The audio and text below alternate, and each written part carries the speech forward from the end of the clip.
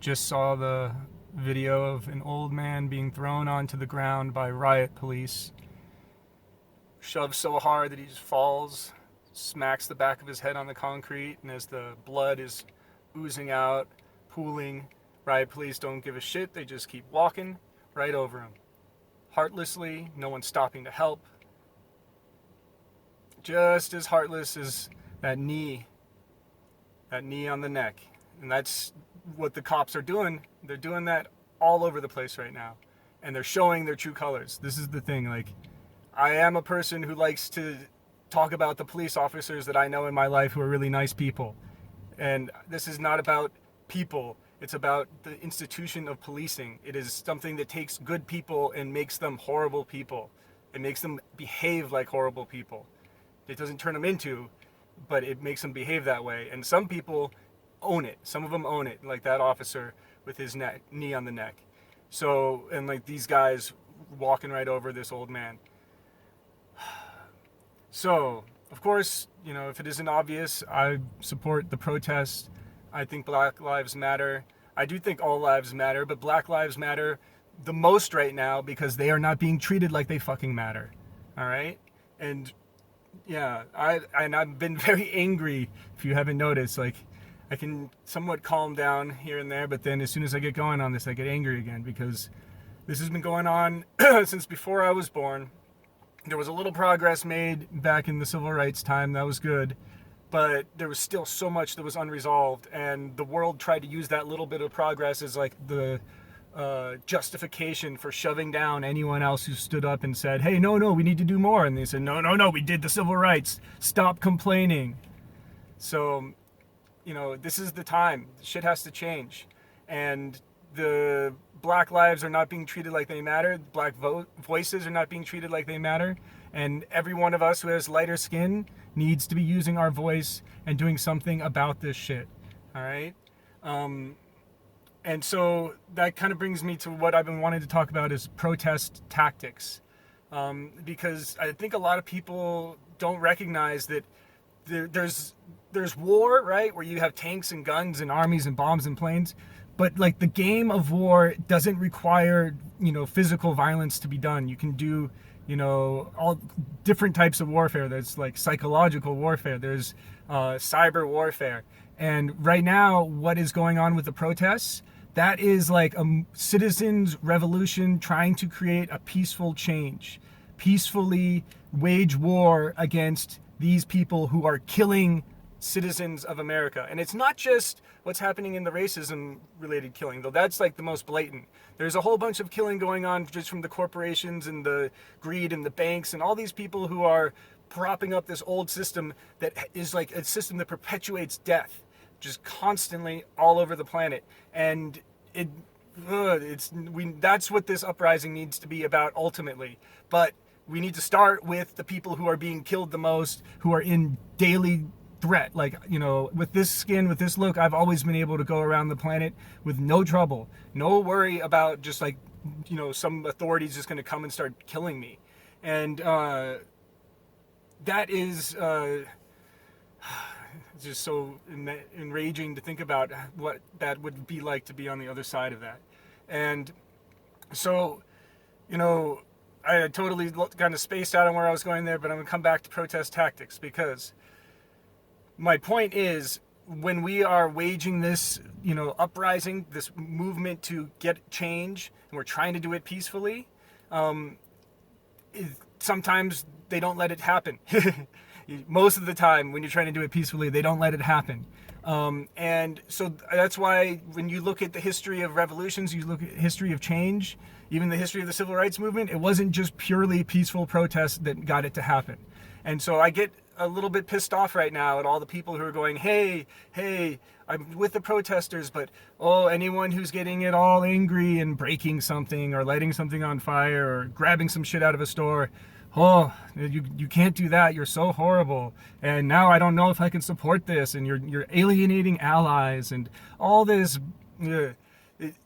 That's not understanding how change actually happens. All right. When you have peaceful protesters that are going out, the tactic is we're basically going to show up and be peaceful, do artistic things. We're going to hold signs. We're going to do things to get the message out, and we're going to try and shift the consciousness. And this is good. This is actually what most of the work should be.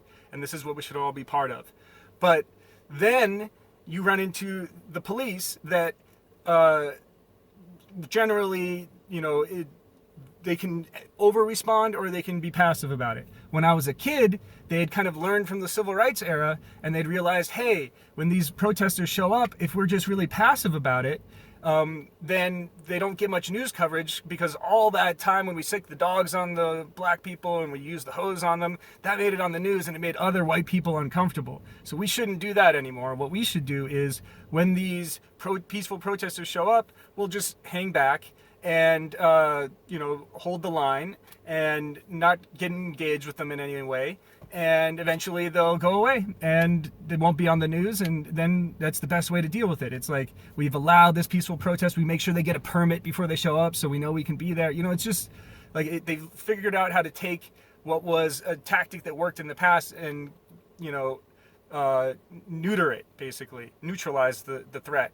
And but with these protests, the protesters were so angry and the police were so defensive because it was protests against them, that they just couldn't help it, and they respond back with their violence, like driving through the streets and pepper spraying people that weren't even like at the protest yet, just because they're just like, fuck you guys, who are you to say what we can do, we're the law, and getting into that mentality.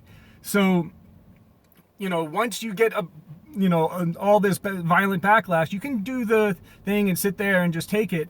But we saw during Occupy that wasn't enough to move the needle anymore, because we're all way too fucking used to the violence now. Whereas that was shocking back in the day when it was done to these black people who were protesting in the 60s and 70s and such, because the culture was different at that time. Now, what was being done to the Occupy protesters, people were like, yeah, all right, whatever.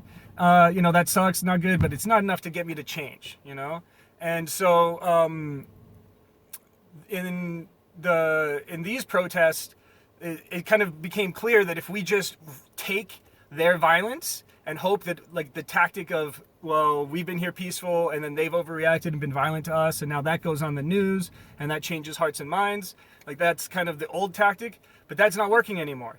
And so it became,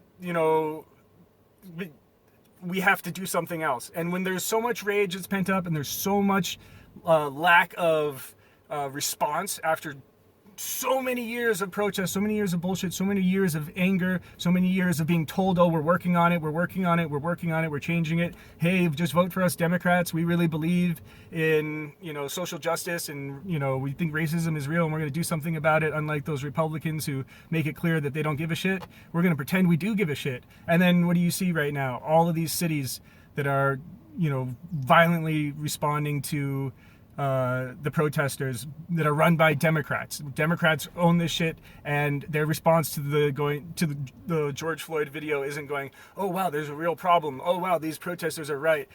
Police, get out there, protect those protesters from anyone who wants to attack them, and we're going to start working on changing things. That's not the reaction. The reaction is like, fucking violently suppress those protesters. And so all of the violence from the police, because here's another thing.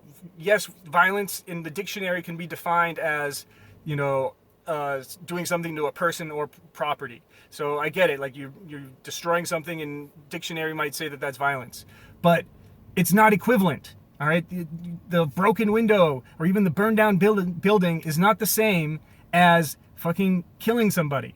All right? If you take me and you put me in one of those ethical dilemmas that they do in the logic class, and they said, okay, you can either pull this lever or not pull the lever, and if you that type of thing, and my choice is either kill a person or burn a building down. One of these two things must happen. Easily gonna burn the fucking building down. All right? And so don't make an equivalence between property destruction and human life. All right? So so many things I want to rage about right now, so that's why I'm a bit rambly. But when we are doing these protests and we have these people who are so angry from all this pent-up rage, who have been traumatized in so many different ways. Hurt people, and traumatize other people. And so those energies bubble up and they respond to this oppression by going out and burning some shit and breaking some shit. And people who have been economically suppressed and oppressed and, you know, held back, you're gonna grab some shit too, all right? And to me, yes, I get it. It's like, I own my business and this has been hard to build it up and all this stuff. But first off, that's what insurance is for. And second off, I get it. You might not, you might be a small business and not have proper insurance to cover it. But then this is the part where it's like, sorry to tell you, but we're all interconnected. And this is part of how being interconnected works, is that we think that we're just going to create our business and, you know, the cops aren't after me. They're not giving me shit. I'm not getting beaten up by any cops. And the bank's giving me loans to start my business, so I'm not really against the banks. And I'm just, you know, trying to do my thing. And, you know, I'm not going to speak up about this stuff. I'm not even really going to pay attention to it because it's not going to affect me. I'm just going to like raise my family and get my nice home. And you know, I'll keep my head down and it won't affect me. It's not true. We're interconnected. When people are being oppressed somewhere else, it might not affect you immediately, it might not affect you directly, but indirectly it's going to have effects that come out, and that group of traumatized people are going to start having trauma that leaks out onto you when you're least expecting it, you know? And so you don't want that trauma to potentially leak out onto you. You need to speak up and take action before or when those people are being traumatized in the first place. You just let it keep happening, it's going to come to you eventually. And then on the other hand, you know, these institutions, these banks, these people in power who are oppressing that group, they might be helping you at this time, and you're like, oh, it's not so bad. But in the time of you not paying attention to that, not speaking out to it, and just taking the money and feeling good about, you know, your achievement, then you're helping that group get more powerful. And then eventually they're going to get to a point where they're like, oh, sweet, we don't even need you anymore, and they're going to throw you to the fucking wayside as well. All right? So just people have got to wake up. This is what being awake is all about. It's not about being very passive and peaceful and quiet and, you know, just doing psychedelics at Burning Man all the time type of shit.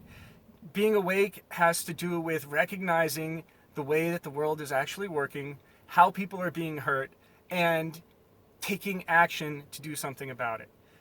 So, you know, that kind of brings me to my protest tactics theme again, which is I want to call on people to, you know, be there peacefully. That's the most important thing we can do right now, is have large peaceful gatherings. But we have to remember that a week's worth of gigantic peaceful gatherings will get less news coverage than what happened after they burned the police station down.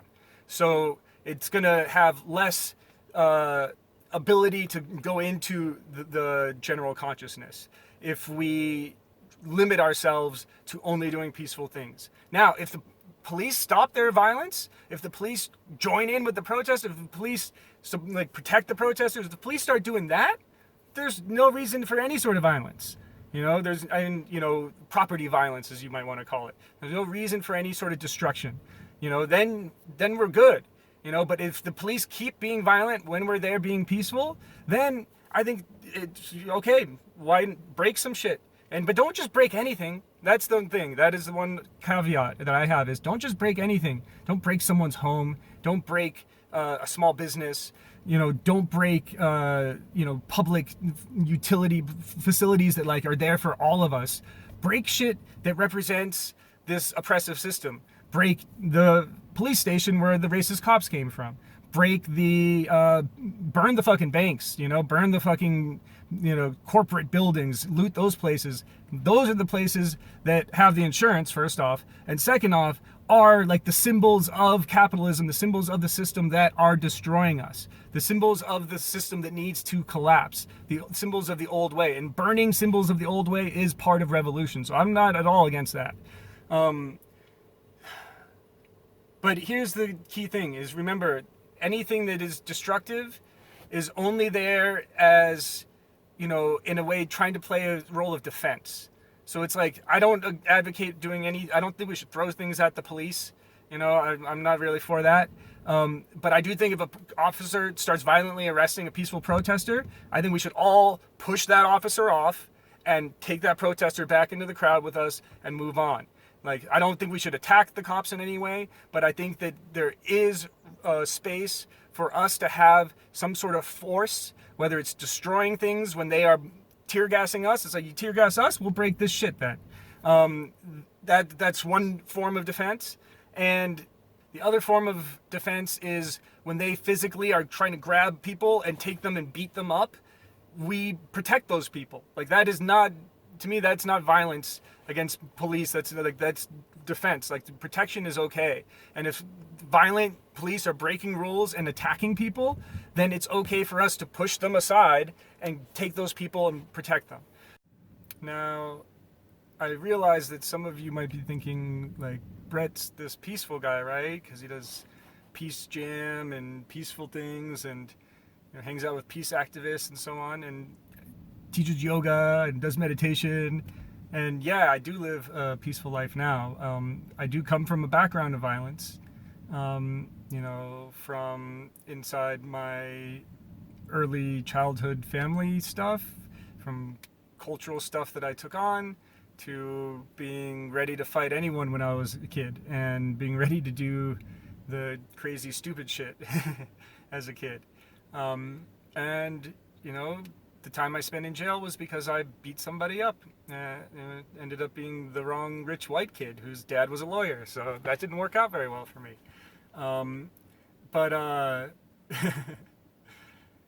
So I guess I have to say I come from both sides on this, in the sense of, like, I've seen violence very firsthand. I've been the perpetrator. I've hurt people very badly, and I've been beaten and been hurt badly too. And I've seen how that is really what we want to be avoiding, without a doubt. But it has a role. It's part of the human experience. And it's hard to tell you how many friends I have that, like, kind of the way we became close friends, or the way we even met sometimes, was through fighting, like beating each other, like coming at each other, like, I hate this person, I want to fucking kill this person, and both doing that to each other. And then afterwards being like, wow, like, I respect you.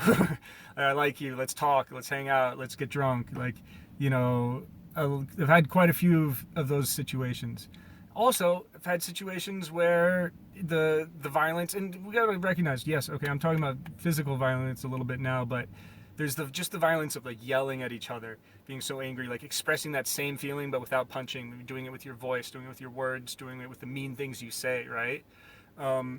And so I've had plenty of situations where that type of interaction has happened, where it's like a friend, it's someone I love, it's someone I'm close with, and we have to get, like, to this very heated, intense, violent place, because there's all the stuff that's angry inside of me, and there's all the stuff that's angry inside of you, and we have to hash it out and get it out there, and sometimes get so angry and so destructive towards each other and ourselves and our environment that we finally get to the point where we're like, fuck, okay, like, I've heard enough, I'm sad enough, I've cried enough, I've yelled enough. It sucks to look around and see all this destruction around me. I just want to fix this. I'm willing to do what it takes to fix this now. I'm willing to listen. I'm willing to hear you. I get it. And the mind opens up, the heart opens up, and then the change happens, right? So that happens, and I've had that very personally in relationships many times. And now I just feel like we're doing it collectively. And so my fear is that the violence escalates to a point of killing. Like, I want to make clear that I have a really strong line that I draw regarding violence in physical way towards other humans, or really towards all living beings. And I really don't want to see that. I don't want to see it escalate into a place where, people are shooting at each other, where people are bombing each other. Like, police have gotten to the points where they bombed black neighborhoods in American history. So, like, that shit is not cool. We don't want that. And I don't agree with doing any escalation on our side that includes physical violence towards other humans. I made my point earlier about protecting, but, physical violence towards other humans, let's not be part of that and try to prevent that from escalating. But destruction, anger, rage, screaming, all these different ways of that coming out of our side, especially in the time where the other side is expressing their anger and their rage, which, I was very judging earlier, but I also want to acknowledge like that these are human beings who are police officers and military and everyone who's being put out there in these situations. They're human beings who have been very brainwashed in a lot of ways to fear these, young people, to fear these people of color and so on, and to need to show up in riot gear and be violent with them right away. And like this way, they think that they are protecting themselves is probably how they rationalize it. But they're human beings too, and they have the capacity for change, and they have hearts, and they have lives, they have people that they care about, and they are going to eventually need to be part of this change. And so we have to honor their anger and their stuff that's coming out. We've got ours, they've got theirs, and this is probably the point where we're gonna have to just let it all fucking bash up against each other till both sides are both like, fuck, I'm just done with this destruction, I'm done with hurting people, I'm done with getting hurt. Like, let's really find the peaceful solution now. So I think that's just the path we had. Like, that's what it means to go do the work. That's doing the shadow work. Doing the shadow work is not just going, and the psychedelics really worked, man. I mean, I'm all psychedelics. I think that's wonderful medicine, but it's not enough to just try and bliss out, right? Doing the shadow work means really going through the fucking painful stuff, the stuff that we don't want to talk about, feeling all the things we don't want to feel, expressing them, communicating it to the people who are the oppressors, like the people, because it's not about, I have to fix them or force them or something like that. It's about, we're all humans here incarnated on this planet playing this game of evolution, and the game works by us interacting with each other. And how that happens is when you're hurting someone or someone hurts you, you have to, now you've like bound yourselves into some sort of karmic agreement that you get to now work out, and you have to clear that with each other and learn from both lessons from both sides, right? And so, that's what we have to do now. I feel like we all have to step up, use this time. It's a pandemic. Things are kind of shut down a little bit more anyways. A lot of people are unemployed. Use this time to do this type of work, do this shadow work. Not just in the streets, but we got to get in the streets, and we got to have the peaceful protesters, because that is the backbone. But at home, in your conversations, in your personal time, like, we have to do our own personal work on this too. So final thing I want to say is that the peaceful protests can be successful, and they are the thing that make everything happen. Like, they have to go from the beginning to the end, because once all the destructive and violent stuff, from the violence from the police, because there's a lot of physical violence to humans from the police, lots of it, and the destruction towards property, the violence towards property from the other side, once all that dies down, then it's the peaceful protesters are going to be the ones that carry us forward. And so peaceful protesters, just keep doing your thing. If you are able to maintain that peace and you have that privilege of enough equanimity to do that for us, then please do that. For those of us who aren't able to hold the peaceful place and we rage out a bit, I understand. My goal and my request of you is be ready to come back to the peaceful side eventually. And then we push through. Then we make the change. And the main thing is, though, we just have to keep going. Like, this is not a time to let up pressure. This is the time for protests to be every day until the change happens. And it's time for different groups to unite. It's time for the labor movement to unite, the climate movement to unite. People that want to fix other things recognize that we got to fix this first, and we got to come together. And in this time, we can change some of the root things that are affecting our other issues as well. All right? So I am basically taking a different stand than everyone else I see. Everyone wants to be really wishy-washy and say, hey, I support the protest, but only those peaceful protesters. Those other ones, they're bad. Or they're not part of our movement. Or there's allies who need to come together. And if you are someone who says, oh, because someone burnt something, I can't be an ally anymore. Because they looted, I can't be an ally to this movement anymore. You weren't a fucking ally in the first place, so don't put on a show like you're an ally, all right? It's okay to not be an ally. Be honest about it. Don't try and pretend you are. I mean, like, when I say it's okay to not be an ally, I mean that in the sense that we can all do what we want, but not being an ally to this movement right now, in my opinion, is pretty fucked up. Because this is not a movement about just black people wanting something. This is a movement about human rights, human justice, and creating a planet that will take care of all of us, which will not happen if we allow this type of shit to continue. And so there's a lot of things that need to get fixed. There's a climate crisis going on right now. People have like completely forgotten about it because we have a pandemic and we have a economic crisis with the new Great Depression. We've got, the extreme flare up and focus on this horrible way we've been treating people of color. So we're not even thinking about the fact that we have a climate crisis right now. But all of these crises are coming from the same place. They're coming from a fucked up consciousness that we have on this planet that has stopped caring about each other, that has stopped taking care of each other, and has gone into just this full-on just taking care of myself type of thing. Instead of service to others, it's all become about service to self. And, too much of either one, not good. Basically, that's the difference between, our Western capitalist type of system and Eastern collectivist type of communist type of system or something, is which one are they emphasizing. If you're emphasizing service to others, then you're like more socialist or communist. If you're emphasizing service to self, then you're individualistic American type of thing, right? And we are too extreme on the service to self right now in America. We need to come back to the center. If we go too far and you get service to others just all out, then you become a doormat and you just create all sorts of problems through that. And by being a doormat, you get screwed, but the other person gets screwed because they are encouraged into bad habits that they don't, show up to what they need to do. They don't have their own growth because they're enabled to like use you and lean on you. And so it's everyone loses in these scenarios. When we become too extreme on service to self, when we become too extreme on service to others, everyone loses. We got to get into that middle balanced state. And what we're calling for right now is that, let's move towards that. America needs to start moving, and there's a lot of shit that needs to be fixed. And we got to start here. We got to start with the people who are in daily threat, who are in daily danger, not just from racists who might be a vigilante and might want to take out their anger on them, but the fucking cops who are supposed to be protecting them. So that's got to be fixed. We can't get anywhere. There's no peace until there's justice. So that's my rant. Hope it was helpful in some way. I just want to say thank you to everyone who is out there posting, who's out there protesting, who is out there having the tough conversations. Thank you. I see you.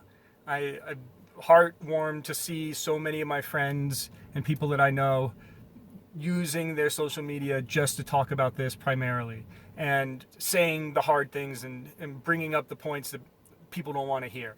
And I see you. I see that you care so much, and it means a lot to me. I love you for it. That's one of the things I love about you, is that you care so much, and I care too. And if we all care and if we all take action, we all start changing ourselves, dismantling our own white supremacy, then we can go out into the world and help others to change too. And we can change this shit. There is a hopeful end to my angry rant, is that there is a lot of potential for change right now. A lot of potential, and we can very quickly, actually, within the matter of like 5 years, we could be on a very different planet and accelerated change. But if we all just sit on our asses and keep letting the bad shit happen, then we're going to go onto a very different path. Because in 5 years, we could be in pure dystopia, authoritarian craziness, just as bad as like most movies we've seen with like those future dystopias. Those are very possible for us right now. And fucking weird utopian futures are very possible for us right now. That would normally be like, yeah, it could never happen, but like right now it could. So keep doing what you're doing. Be out there, be active, don't give up, have faith, and love you all. Peace.